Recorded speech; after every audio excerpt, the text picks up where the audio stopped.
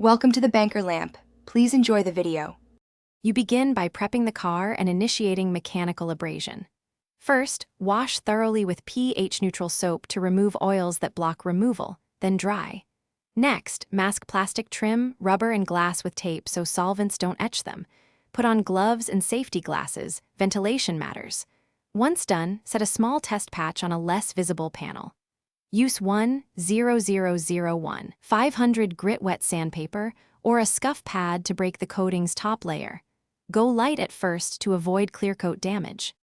You now switch to a chemical ceramic remover to dissolve bonded layers. Spray or paint the remover on a 2-foot section and allow the recommended dwell time, usually 3 to 10 minutes. This softens the coating's polymers. Agitate with a soft foam pad or brush in circular motions. The why is simple. Physical agitation plus chemistry removes residue. Make sure the product never dries. Reapply if needed. Rinse the area completely. Then use a mild neutralizer or isopropyl alcohol wipe to confirm all contaminants are gone before moving on. You finish by restoring gloss and protecting the clear coat.